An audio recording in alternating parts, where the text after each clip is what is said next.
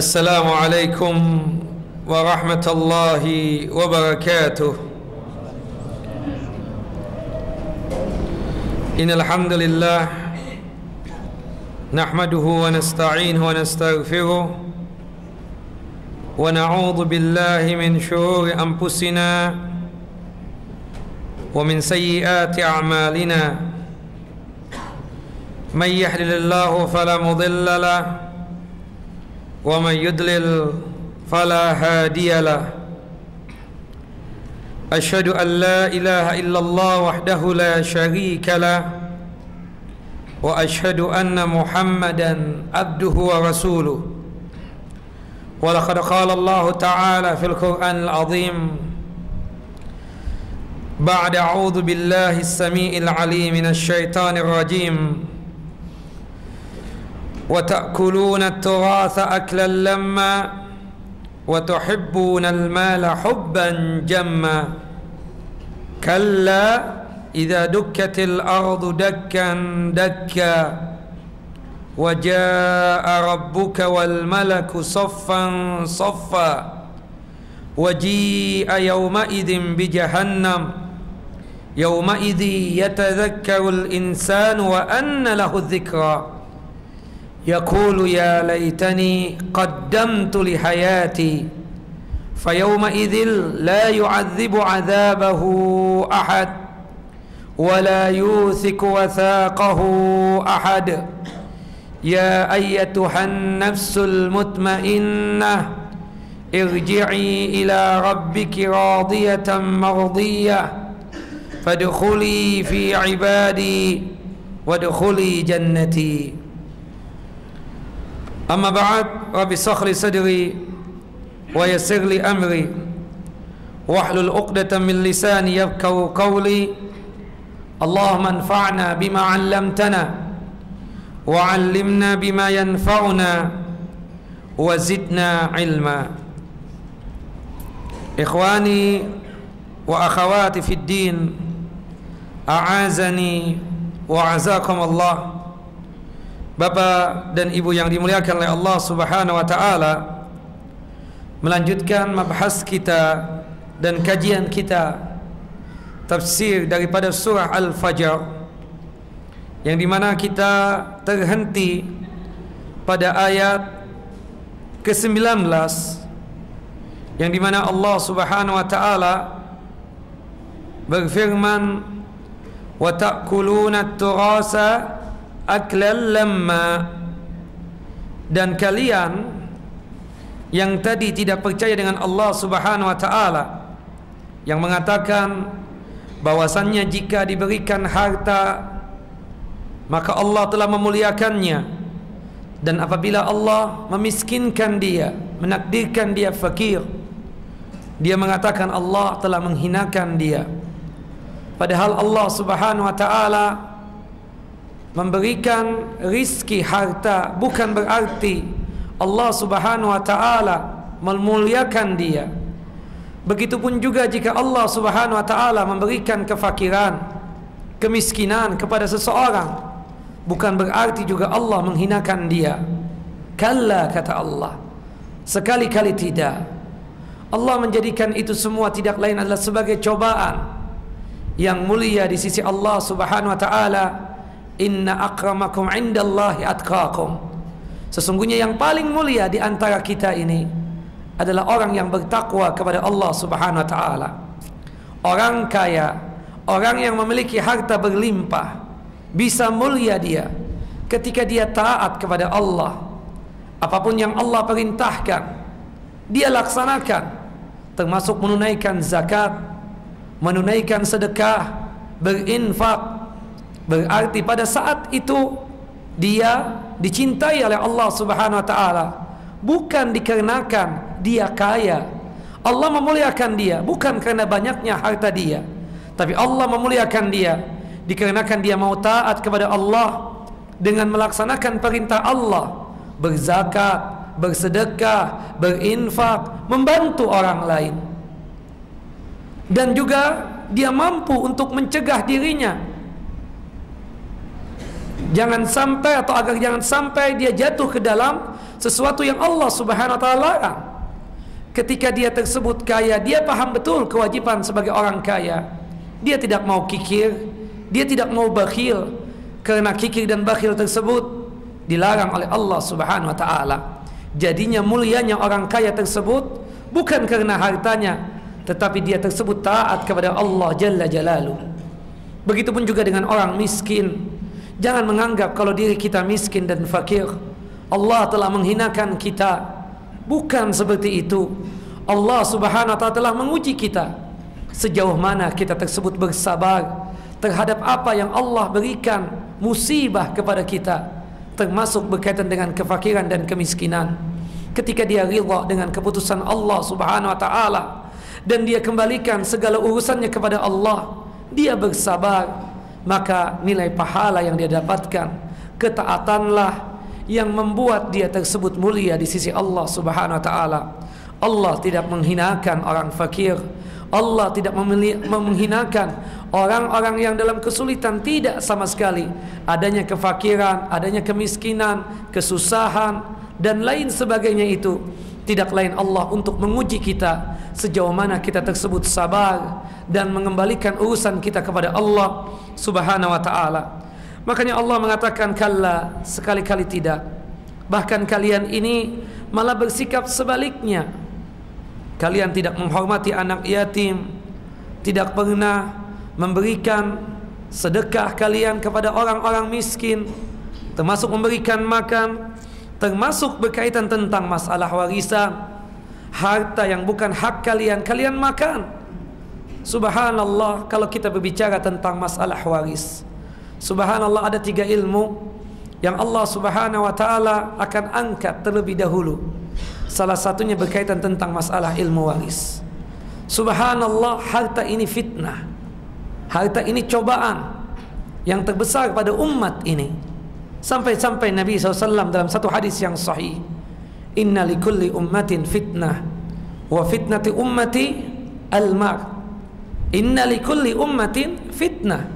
Sesungguhnya setiap umat zaman sekarang, zaman dulu itu ada cobaannya, ada fitnahnya. Dan cobaan yang paling berat buat umatku adalah berkaitan dengan masalah harta, termasuk masalah warisan. Subhanallah, Allah menjadikan di dalam masalah harta tersebut berkaitan dengan fikih muamalahnya, itu ada 3 bagian dalam harta tersebut. Pertama, hibah. Hibah itu hadiah atau atiyah istilahnya, atau pemberian. Kapan? Ketika hidup. Ketika hidup.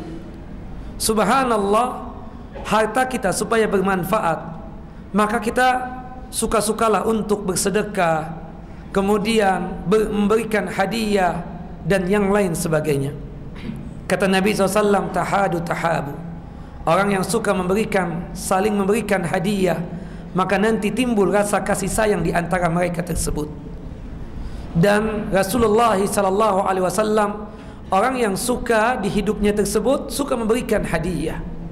Subhanallah, paham dan mengerti tentang masalah hadiah. Nah, untuk hadiah ini perlu diingatkan juga, beda dengan warisan, beda dengan waris. Ya, kalau waris itu kan ada bagiannya khusus. Laki-laki mendapatkan 2, perempuan dapat 1. Lidzakari mislu hadzil unsayain. Jika laki-laki dapat 1, perempuan dapat setengahnya. Seperti itu. Jika laki-laki dapat 2, perempuan dapat 1. Dan warisan ini berlaku ketika yang memiliki harta tersebut meninggal dunia. Artinya kalau pemilik harta itu masih hidup, jika dia ingin memberikan sesuatu kepada orang lain, disebutnya apa? Hibah. Begitupun juga kepada anak-anaknya disebutnya juga hibah atau hadiah atau atiyah. Tapi untuk anak berkaitan dengan hadiah, berkaitan dengan hibah, tidak sebagaimana waris. Jadi jika anak yang laki-laki dapat 1, perempuan pun juga dapat 1. Dalilnya apa? Hadis yang dikeluarkan oleh Al-Imam Al-Bukhari dan Muslim serta Abu Daud. Ketika itu Bashir membawa anaknya yang bernama Nu'man Bashir membawa anaknya yang bernama Nu'man datang kepada Nabi sallallahu alaihi wasallam, meminta pendapatnya Nabi, meminta nasihatnya Rasulullah SAW. Ya Rasulullah, aku telah nahaltu, memberikan hartaku yang berwujud hektaran tanah, yang di dalam tanah tersebut atau di tanah tersebut ada pohon kurma, itu berkaitan dengan kebun kurma, hektaran jumlahnya. Rasulullah bertanya, berapa kamu punya anak? Kata Rasulullah SAW, kata Bashir tersebut, termasuk Nu'man ada 6. Apakah anak-anak yang lain juga diberikan sebagaimana Bashir? Rasulullah tidak menanyakan apakah anaknya perempuan ataukah laki, tidak, tapi umum. Apakah anak-anak yang lain engkau berikan juga harta yang sama, hektaran tanah yang di atasnya itu ada pohon kurma? Kata Bashir, la ya Rasulullah, anak yang lainnya perempuan ya Rasulullah SAW. Ini anak laki satu-satunya yang paling aku sayang, yang paling aku cinta. Ya, kata Sallam, batalkan hibahmu, batalkan sedekahmu, batalkan pemberianmu, batalkan hadiahmu kepada Nu'man ini.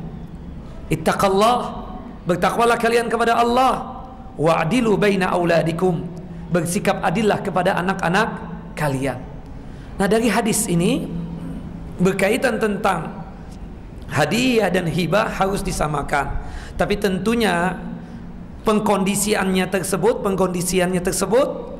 itu sesuai dengan kebutuhan sang anak tersebut. Artinya anak yang kecil dengan anak yang besar, tentu biaya sekolah anak yang besar daripada anak yang kecil lebih besar. Nah, bukan berarti kita tidak adil menghususkan anak dalam pemberian. Dibolehkan jika ada alasan syar'inya, jika ada alasan yang mendukungnya tersebut.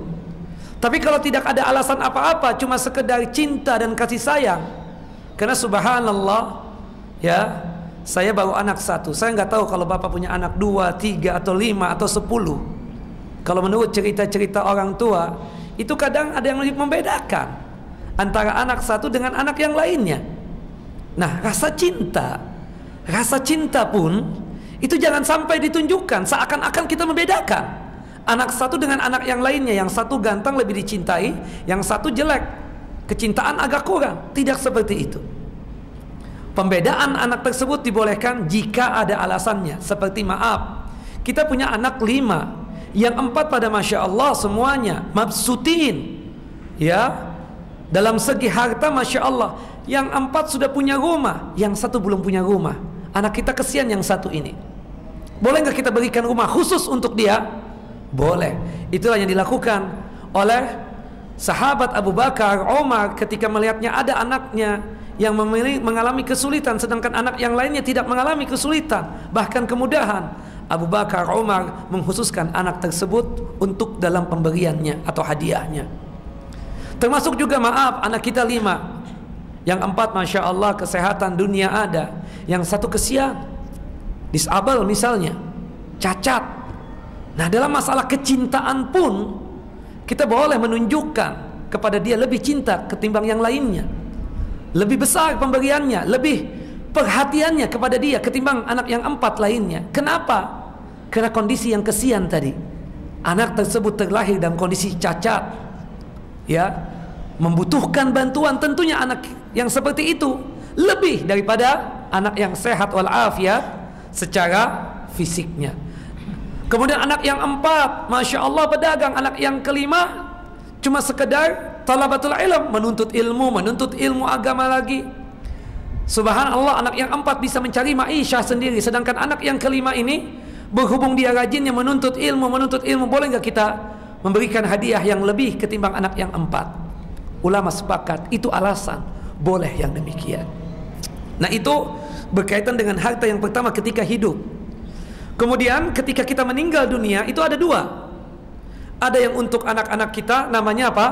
Turas tadi, warisan. Yang kedua, kalau kita meninggal dunia tapi harta tersebut kita peruntukkan untuk orang lain, namanya apa? Yang bukan ahli waris kita, namanya apa? Wasiat. Allah Subhanahu wa taala meredamkan amarahnya ketika kita yang punya harta ini sebelum meninggal dunia sanggup untuk berwasiat. Dalam hadis qudsi Allah menyebutkan, aku rendam amarahku, aku padamkan amarahku dikarenakan kalian berwasiat. Subhanallah. Dan Rasulullah SAW bersabda dalam satu hadis yang sahih, innallaha ja'ala min amwalikum ya hina wafatikum.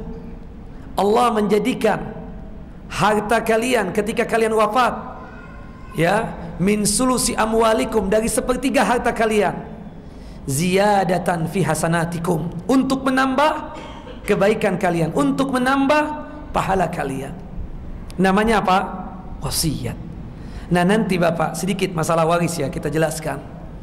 Subhanallah, ahli waris, anggaplah anak, bisa nggak dia tercegah tidak mendapatkan warisan? Bisa nggak? Ada tiga alasan. Ada tiga alasan anak itu tercegah tidak bisa dapat warisan kita. Pertama apa? Perbedaan agama. Perbedaan agama tidak dapat waris, orang tuanya ataupun anaknya. Kata Rasulullah, la yarisul mu'min al-kafira walal kafiru al-muslima. Seorang muslim tidak boleh mewariskan hartanya kepada kafir, dan orang kafir juga tidak bisa mewariskan hartanya kepada muslim. Ikhtilafuddin, perbedaan agama membuat warisan tersebut tercegah untuk dia dapatkan. Yang kedua, membunuh, benar. Dia tunggu bapaknya, subhanallah, nggak mati-mati. 80, 85, 90, nggak mati-mati juga. Dan kebetulan ayahnya bakhil, kikir misalnya. Ya Allah, ya Rabb, minta modal, nggak keluar dana. Dia bunuh orang tuanya. Si anak tersebut mahrum, terlarang untuk mendapatkan warisan. Hukumannya seperti itu. Yang ketiga, budak. Ya, subhanallah, orang tersebut ya, dia itu menjadi budak, sedangkan ayahnya atau orang tuanya sayyid. Itu yang mencegah dia untuk mendapat warisan. Seperti itu. Walhasil kita katakan yang banyak terjadi itu dua. Yang banyak terjadi itu, apalagi di negeri-negeri barat, ya, anaknya mu'allab, orang tuanya tidak mu'allab, ya kan? Artinya masih kafir. Bagaimana Ustadz? Ini saya nggak dapat warisan nih dari orang tua. Gimana caranya? Ada caranya, yaitu apa? Hibah ketika hidup. Ayahnya tidak mau untuk memberikan hibah ketika hidup. Cara yang kedua apa? Wasiat. Wasiat. Kutiba alaikum idza hadara ahadukumul maut in taraka khairanil wasiyah lil walidaini wal aqrabin. Bahwasannya Allah telah mewajibkan wasiat sebelum meninggal dunia. Sebelum meninggal dunia, untuk orang tua dan untuk orang-orang yang dekat. Nah, ayat ini memang mansukh. Mansukh itu apa maksudnya? Dihapus hukumnya. Ayatnya masih ada, tapi dihapus dengan ayat-ayat waris. Ayat waris ada dalam surah An-Nisa ayat 11 dan ayat 12 dan ayat yang terakhir. Jadi mansukh, terhapus hukumnya. Tapi sebagian ulama seperti Al-Imam An-Naisaburi dan ulama-ulama yang lainnya mengatakan tidak mutlak mansukh hukumnya. Kenapa ayat ini bisa berlaku jika dalam satu keluarga terjadi perbedaan agama, jika dalam satu keluarga terlarang dia untuk mendapatkan warisan. Ini sebenarnya anak dapat warisan, tapi berhubung ada pamannya dia tercegah. Contoh, ada A punya anak laki-laki 2, ya, 1B 1C, ya. Si B dan C sudah pada kawin, punya anak. Si B meninggal duluan ketimbang si A ayahnya, ya. Nah, si B hartanya kan Ada anak-anaknya yang mewarisi, bapaknya dapat juga. Subhanallah, setelah 1 bulan atau 2 bulan ayahnya lagi yang meninggal, si A meninggal. Pertanyaannya, cucunya si A dapat warisan nggak? Nih, Pak, saya ingin mencontohkan nama orang nggak enak. Takut ada yang namanya di sini. Hah? Iya. Ini kasusnya. Ada nama orang namanya A.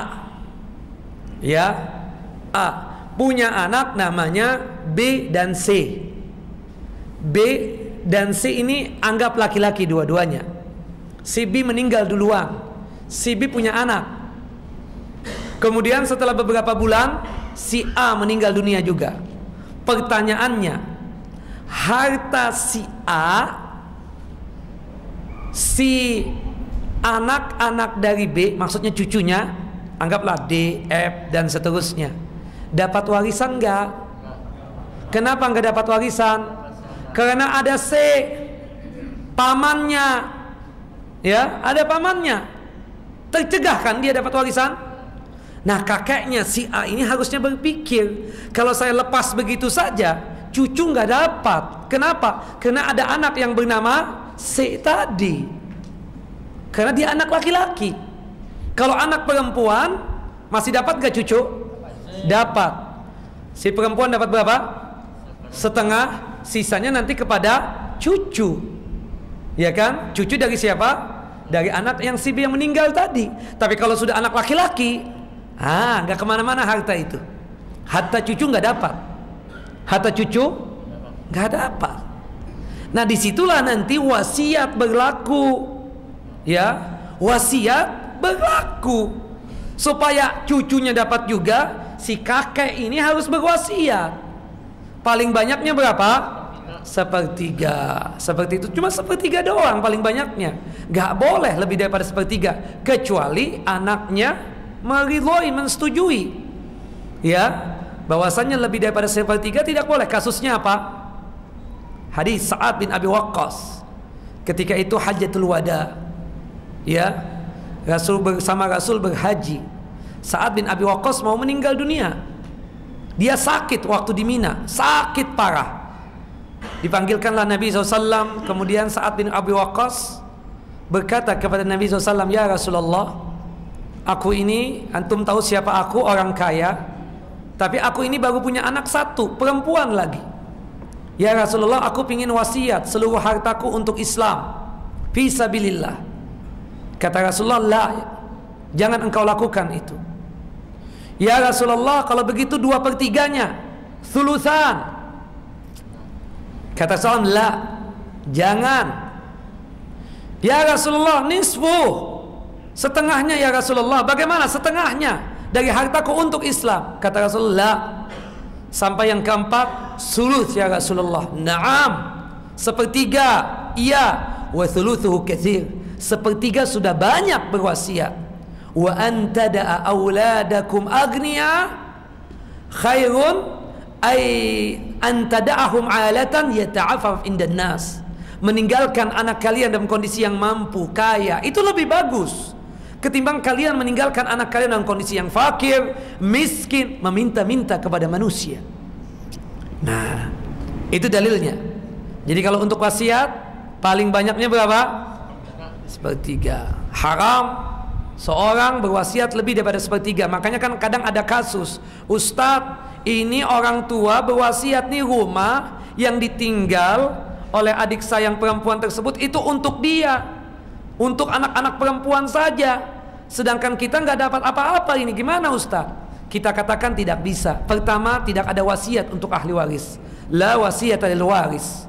Ahli waris dia sudah dapat warisan nih, tahu-tahu kita berwasiat lagi, dapat nggak? Nggak dapat. Gimana kalau orang tua sudah tulis? Nggak berlaku hukumnya. Nggak berlaku hukumnya secara hukum Islam, kecuali ahli waris yang lainnya setuju. Kalau ahli waris yang lain setuju, oke, nggak apa-apa, rumah itu buat adik kita yang perempuan. Berarti haknya dia izinkan untuk diambil atau untuk diberikan kepada adiknya yang perempuan tersebut. Tapi kalau seandainya ahli warisnya nggak setuju, oh nggak bisa, ini zalim. Zalim orang tua yang seperti itu. Apalagi dia butuh terhadap harta tersebut. Jadi bagaimana tentang rumah yang dikatakan wasiat untuk anak perempuan? Tidak bisa berlaku. Tidak berlaku. Kenapa? Tidak ada wasiat untuk ahli waris. Jelas Bapak? Ini penting. Nah kemudian wasiat itu juga berlaku jika terjadi perbedaan agama. Waliyadzubillah, na'udzubillah, kalau ada di keluarga kita.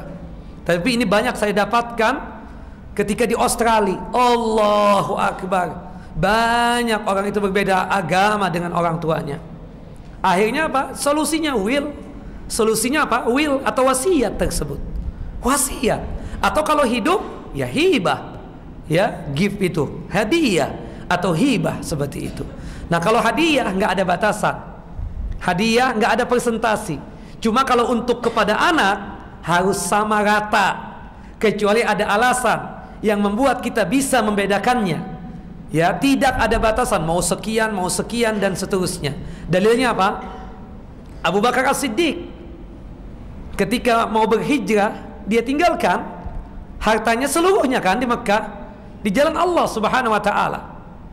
Sampai-sampai ketika membawa hartanya tersebut, ya, apa yang engkau tinggalkan buat anak dan istrimu wahai Abu Bakar As-Siddiq? Kata Abu Bakar As-Siddiq, Abdullah bin Abi Quhafa, Allah wa rasuluh, Allah dan Rasulnya yang aku tinggalkan. Subhanallah. Hibah enggak? Umar bin Khattab pernah menghibahkan hartanya, setengah hartanya untuk Islam. Enggak ada batasan kan? Kasusnya apa? Ketika apa? Ada yang mengatakan waktu perang, ada yang mengatakan berkaitan dengan masalah ketika Umar bin Khattab itu masbuk dalam sholatnya. Dia masbuk sholatnya. Masbuk boleh nggak dalam sholat? Kita tertinggal 1 rakaat, tertinggal 2 rakaat, tertinggal 3 rakaat, bahkan tertinggal seluruhnya. Datang ke sini imam sudah selesai sholat. Berdosa nggak kita? Kalau misalnya kita katakan ada alasan keterlambatan kita, tidak mengapa. Tapi kalau sengaja dibikin terlambat terus, itu yang nggak boleh. Yang kemungkinan ada dosa. Tapi kalau seandainya memang uzur, memang sakit perut, harus ke kamar mandi dulu, memang macet, terlambat datang, hujan, nggak ada masalah, nggak ada dosa. Ya, yang sengaja itulah ya yang bisa mengakibatkan dia dosa. Umar bin Khattab nggak sengaja, dia terlupakan. Ketika itu dia sibuk dengan urusan kebunnya. Nah kebunnya itu setengah hartanya dia. Subhanallah, sampai di masjid terlambat sholatnya. Masbuk, bukan terlambat sama sekali, cuma sekedar masbuk. Kata Umar, ini gara-gara kebun nih. Habis sholat asar langsung dia berikan pengumuman bahwasanya kebun yang dia paling senang nih harta, setengah hartanya ada pada kebun tersebut, dia hibahkan untuk Islam. Nabi SAW tidak melarang. Ya kan, artinya kalau hibah tidak ada batasannya. Cuma kita kalau hibah juga ya lihat-lihat diri kita, kondisi kita. Itu Umar dan Abu Bakar punya keimanan yang kuat, luar biasa. Abdurrahman bin Auf di Mekahnya kaya raya, ketika hijrah nggak punya harta apa-apa. Subhanallah, ya kan, disaudarakan dengan sahabat Rabi' bin Sa'ad. Sampai Rabi' bin Sa'ad berkata, ya Abdurrahman bin Auf, ya aku punya harta nih, silakan yang mana yang engkau pingin pilih, harta yang mana yang engkau pingin ambil, silakan aku berikan. Subhanallah, kalau masalah harta is okay ya, mungkin kurang lebih deh. Zaman sekarang juga susah, di zaman, ya kan? Masalah harta silakan yang kamu suka yang mana nih, apartemen yang mana, yang tower ini, yang daerah sini, apa yang belakang nih Ustadz? Hatta sama Ustadz juga nggak ngomong begitu, nggak bakalan, ya kan? Nggak bakalan. Ini subhanallah, sahabat Rabi' bin Sa'ad mengatakan, syuf, aku punya harta ini, silakan yang kamu suka yang mana ambil. Harta oke, mungkin masih ada orang seperti itu. Tapi kalau istri, aku punya istri 2, kamu lihat ya Abdurrahman bin Auf, lihat yang kamu suka yang mana, aku ceraikan, iddahnya habis, kamu kawin sama dia. Ada yang seperti itu? Nggak ada saya kira. Saking pinginnya keimanan yang menjaga mereka. Abdurrahman bin Auf orang yang tahu diri, nggak orang yang attention seeker, yang sifatnya tersebut atau take advantage, mengambil kesempatan, ya kan, dalam kesulitan seseorang atau dalam apapun, enggak. Kata dia, barakallahu fik wa barakallahu fi amwalika wa ahlika. Semoga Allah memberikan berkah buat kamu. Semoga engkau diberikan keberkahan terhadap hartamu dan terhadap keluargamu. Aku enggak mau itu semua. Aku enggak mau. Barakallahu fikum, ya. Dulluni ala suq. Tolong tunjukkan aku di mana itu pasar. Subhanallah, dia bekerja giat, masya Allah, berdoa, bertawakal, kaya lagi, cepat banget, iya kan? Subhanallah. Rupanya Allah menjadikan manusia itu, ada dalam satu hadis, kalau kita ini tabiatnya suka minta-minta dan berharap kepada manusia, Allah miskinkan dia. Tapi kalau kita ini dalam hati punya girah untuk bekerja, berikhtiar, berusaha dan mengembalikan segala urusan kepada Allah, mintanya dia hanya kepada Allah, Allah mudahkan kekayaan tersebut. Makanya dalam diri kita ini jangan sampai ada tergantung dengan manusia. Hati-hati, itu bisa memiskinkan kita loh. Miskin hati, miskin dunia, harta, ya. Tapi kalau kita punya kemantapan jiwa, hati, Allah yang maha kaya, aku mintanya sama Allah. Kita rajin bekerja, giat, berikhtiar dan bertawakal kepada Allah Subhanahu wa taala, insya Allah dimudahkan oleh Allah Subhanahu wa taala untuk memperoleh kekayaan, sebagaimana sahabat jalil Abdurrahman bin Auf tadi. Nah, itu berkaitan dengan masalah wasiat. Jadi wasiat itu masih berlaku untuk ahli waris ketika mengalami masalah-masalah yang seperti itu tadi. Nah, baru nanti masalah turath atau masalah irits, masalah warisan. Sangat jelas masalah warisan tersebut. Yang jelas Allah cuma berwanti-wanti, wala wa ta'kuluna turatha aklan lamma. Jangan sampai kita ini memakan warisan yang itu bukan milik kita. Jangan sampai kita memakan warisan yang itu apa? Bukan milik kita. Dikatakan di sini wa ta'kuluna turatha aklan lamma, ay ya'nil miras. Aklan lamma ay min jihatin khasala lahum min halalin aw haramin. Memakan bisa jadi memang haknya dia ada, tapi dia juga memakan yang haram, yang bukan hartanya dia tersebut. Dikarenakan apa? Wa tuhibbunal mala hubban jamma. Dikarenakan dia tersebut cinta betul kepada harta. Allahu Akbar. Tapi dia mendapatkan harta tersebut secara fahish, tidak halal mendapatkan harta tersebut.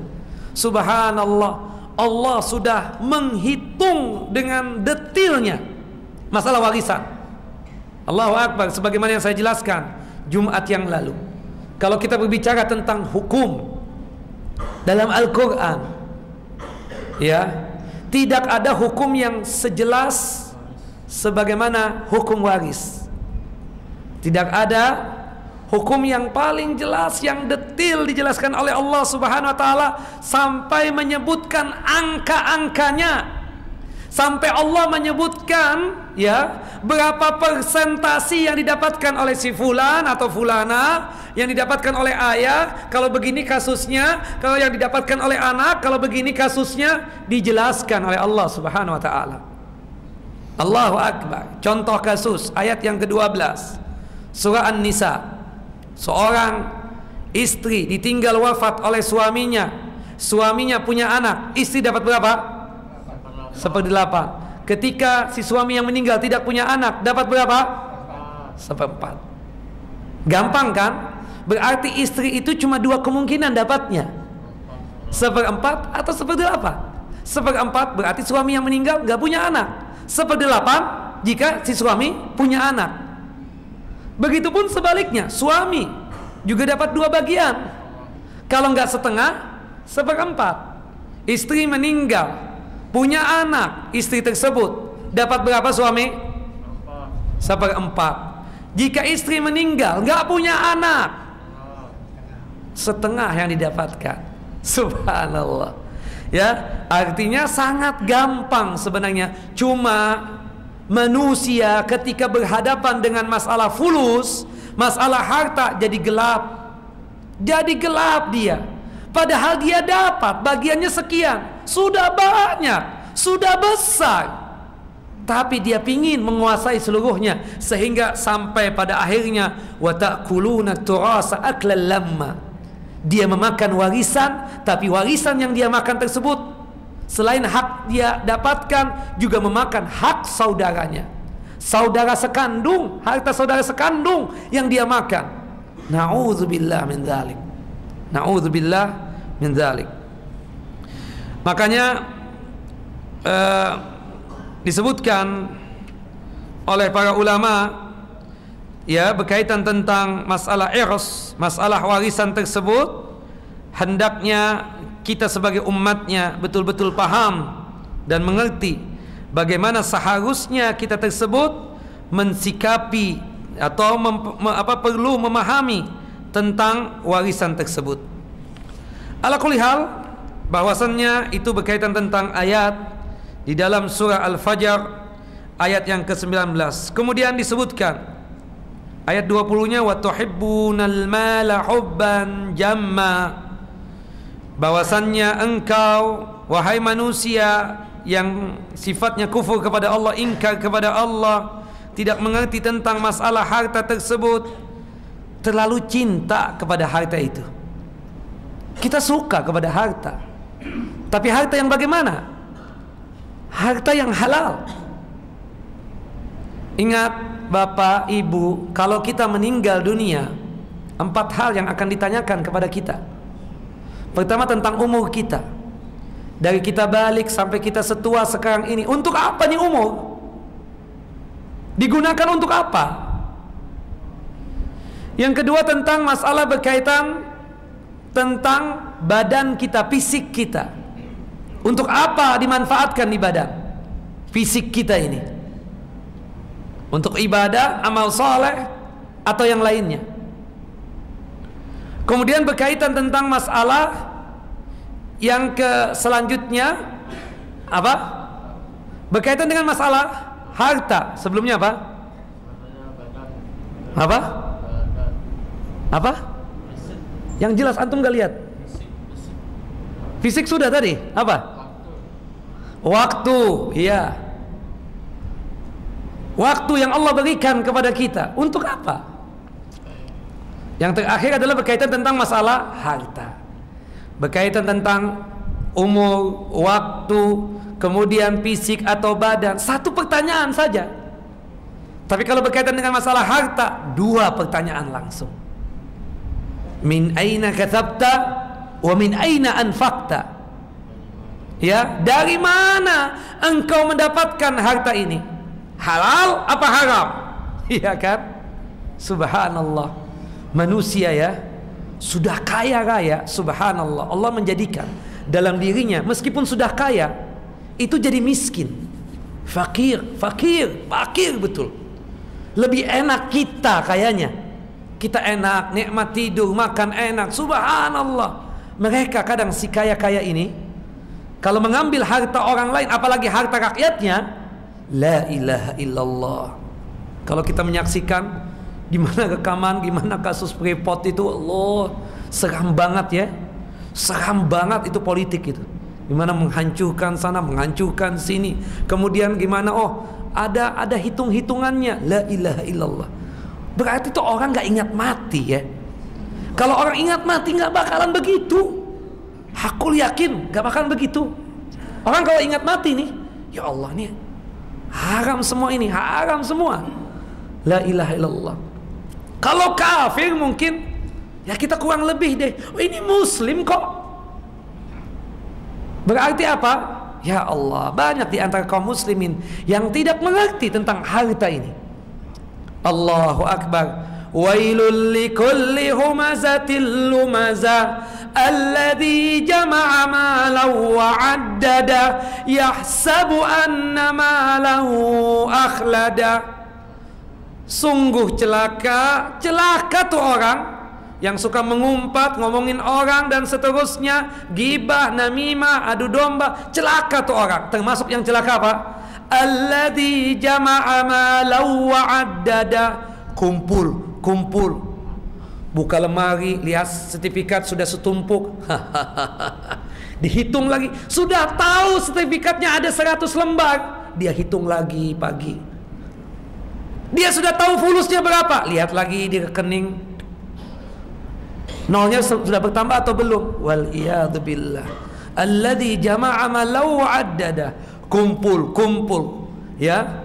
Terus every day making the money, terus cetak uang. Kalau begitu sudah kaya. Masya Allah. Makanya kata Nabi SAW, benar ini manusia itu kalau sudah dikasihkan harta, gunung nih emas, gunung 2 sekalian, gunung emas, dia ingin mencari yang ketiga. Ada nggak gunung ketiga yang emas lagi? Dikasih 3, ingin yang keempat. La ilaha illallah. Na'udzubillah min dzalik. Kita tidak mau yang diancamkan oleh Allah dan Rasulnya seperti itu. Gimana nanti pertanyaannya ya? Gimana pertanyaannya? Subhanallah.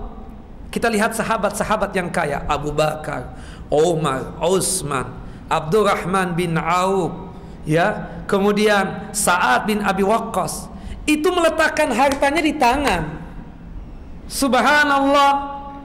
Sebagaimana kasusnya Utsman bin Affan ketika peperangan, Allahu Akbar, dia berlomba-lomba untuk memberikan hartanya. Abu Bakar As-Siddiq ketika berhijrah, bagaimana seluruh hartanya dia kasih. Karena dia khawatir kalau harta itu tersisa, gimana nanti hitungannya. La ilaha illallah. Dan kita harus periksa ini, yang masuk ke kantong kita ini benar-benar halal apa enggak.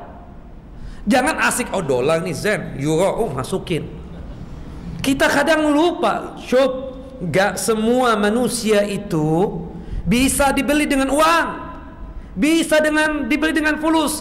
Kita memang suka fulus, kita memang senang dengan yang namanya harta. Tapi ingat, kesukaan kita tersebut bukan berarti menghalalkan segala cara, sehingga yang haram pun kita ambil. Na'udzubillah min dzalik. Makanya ada doanya Rasulullah SAW, yang doa ini sekaligus doa untuk menghilangkan utang piutang, sekaligus juga kita meminta kepada Allah yang masuk ke dalam tubuh kita ini, yang kita kumpulkan ini cuma harta yang halal saja. Doanya apa? Allahumma kfini bihalalika an haramika waghnini bifadlika amman siwak. Subhanallah. Ya Allah, cukupkan aku, ya Allah, cukupkan aku dengan harta yang halal saja ya Allah, sehingga aku tidak menengok, tidak mencari harta yang haram. Cukupkan aku ya Allah dengan harta yang halal saja, sehingga aku tidak mau berusaha mencari harta yang haram. Waghnini bifadlika amman siwak. Ya Allah, berikanlah karuniamu kepadaku ya Allah, sehingga aku tidak mencari karunia-karunia selain engkau ya Allah, nikmat-nikmat selain dari engkau ya Allah. Itu doa yang wajib untuk kita baca selalu. Karena kita kadang subhanallah, apalagi kita yang jarang lihat duit 1 miliar, 5 miliar, apalagi kalau bahasanya sudah ya Allah, bahasanya ya Allah mengerikan sekali, 300 triliun. Dari mana duitnya itu ya? La ilaha illallah. Na'udzubillah min dzalik. Makanya kita ini banyak-banyak mendoakan pemimpin itu. Banyak-banyak mendoakan pemimpin tersebut. Kalau pemimpin itu baik, kitanya juga ikut baik. Jangan dicaci maki pemimpin itu. Kita doakan, mudah-mudahan dapat hidayah, mudah-mudahan dia tersebut dapat rahmatnya Allah, mudah-mudahan dapat petunjuk Allah. Hatta Ahok kita doakan, mudah-mudahan dapat hidayah, mudah-mudahan dapat Islam. Kalau Ahok masuk Islam, kita coblos dia nama 2017 ya kan, kalau masuk Islam. Tapi kalau Nasrani, kalau kafir, gimana kita? Nggak bisa kita berwala dengan orang kafir, nggak bisa. Itu gapnya sudah. Lu masuk Islam Ahok, gue pilih lu. Tapi kalau lu nggak masih kafir, gue nggak bakal pilih lu. Itu konsekuensi tauhid, akidah, kan begitu. Lu orang benar, baik, oke. Tapi kalau masalah akidah, lah sudah, lu orang jahat kalau masalah akidah. Iya kan? Seperti itu. Orang mau bilang kita provokator atau apa, nggak peduli. Yang penting kita nggak pernah menjelek-jelekan dia. Kita cuma mengatakan lu kafir, gue muslim. Karena kekafiran lu itulah yang membuat gue nggak bisa pilih lu. Kan begitu bahasa kita. Kita nggak menghinakan dia. Yang kita katakan lu masuk Islam, gue pilih. Kan seperti itu. Nggak pernah menghina kalau si fulan begini dengan bahasa-bahasa kotor, bahasa binatang. Lah, kita menjaga. Yang ada yang doa kita ini apa? Mudah-mudahan masuk Islam beliau. Mudah-mudahan masuk Islam. Sebagaimana doanya Nabi SAW kepada siapa? An-Najasyi. Didoakan oleh Nabi SAW. Nah, kita ini kalau satu Jakarta mendoakan dia, insya Allah dapat petunjuk kayaknya. Dapat hidayah. Tahu-tahu minggu depan atau bulan depan atau tahun depan nih Ahok masuk Islam katanya. Ya kan begitu. Kita nggak tahu. Allah yang menggerakkan hati manusia tersebut. Maka oleh sebab itu, ikhwan wa akhawati fid din, azani wa azakumullah, masalah harta ini betul-betul kita hati-hati. Jangan sampai yang masuk dalam diri kita ini kecuali yang halal. Ketika kita mendapatkan yang halal, Allah pun bertanya lagi kepada kita, wa ila aina anfaqta, kemana engkau infakkan, kemana engkau buang nih harta? Dapat secara halal, oke, dapat secara halal. Banyak orang yang membuang ke tempat-tempat yang haram, ke diskotik, ke tempat perjudian, kasino, ke tempat pelacuran. Maaf ya, banyak yang seperti itu. Nah, kita nggak ingin. Dapat halal, membuangnya pun juga halal. Seperti itu. Wallahu alam. Sudah Isya? Taib, insyaallah kita lanjut setelah salat Isya. Wa sallallahu nabiyana Muhammad wa ala ali Muhammad kama sallaita ala Ibrahim wa ala ali Ibrahim innaka Hamidun Majid. Wa barik ala Muhammad wa ala ali Muhammad kama barakta ala Ibrahim wa ala ali Ibrahim innaka Hamidun Majid. Subhanakallahumma bihamdika asyhadu an la ilaha illa anta astaghfiruka wa atubu ilaik. Assalamualaikum warahmatullahi wabarakatuh.